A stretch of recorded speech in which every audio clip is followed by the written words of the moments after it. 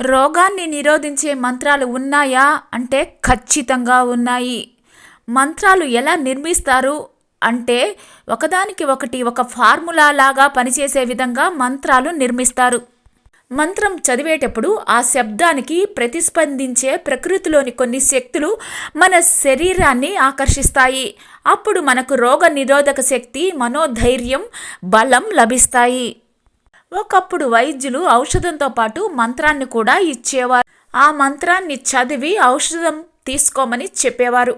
తేలు మంత్రం, పాము మంత్రంతో ప్రాణాలు నిలుపుకున్న పల్లె ప్రజలు ఉన్నారు.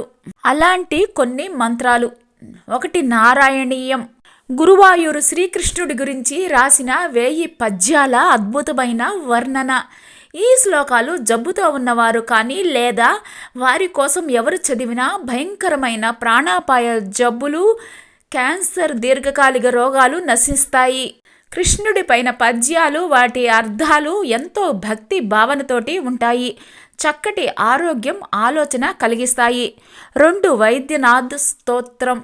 చర్మ వ్యాధులు, ఇన్ఫెక్షన్ తోటి బాధపడేవారు ప్రదోష కాలంలో ఈ వైద్యనాథ్ స్తోత్రం, శివస్తోత్రాలు పారాయణం చేయాలి. ప్రతిరోజు చేయాలి. సోమవారం రోజు శివునికి వాయు ప్రతిష్ఠ చేసిన లింగానికి వారి చేత్తోటి అభిషేకాన్ని చేయాలి.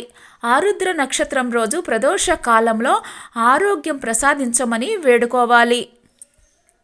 ప్రసాదం తినేటప్పుడు మీకు మంచి ఆరోగ్యం ప్రసాదించమని కోరుకొని తినాలి. హనుమాన్ చాలీసా.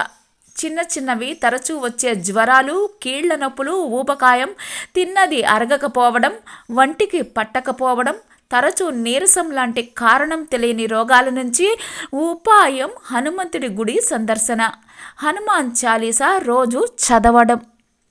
వరాహస్వామి మంత్రం. రాహుకాలంలో వరాహస్వామి, దుర్గాదేవి, సుబ్రహ్మణ్య స్వామి శ్లోకాలు చదువుతూ ఉన్నా అకారణంగా వచ్చే భయాలు, నిద్రలో ఉలిక్కి పడడం, తరచూ కింద పడడం ఇలాంటి బాధలు తొలగిపోతాయి. ఓం నమో భగవతే వాసుదేవాయ. ఏ ఔషధం సేవిస్తున్నా కూడా ఈ మంత్రాన్ని పఠిస్తే ఆ మందు బాగా పనిచేస్తుంది. ఓం నమో నారాయణాయ. మనిషి ఆరోగ్యంగా ఉన్నప్పుడే మంచి ఆలోచన వస్తుంది, మంచి జీవితం ఉంటుంది. ఓం నమో నారాయణాయ అనే మంత్రాన్ని జపిస్తూ ఉండండి. అలాగే రోజు 5 తులసి ఆకులు తినండి.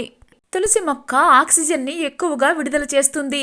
రేకి విశ్వ ప్రాణశక్తిని ఆకర్షించే గుణం తులసికి, ఆవుకి ఉంది. వైద్యంతో పాటు ఇవి కూడా పాటిస్తే త్వరగా గుణం ఉంటుంది.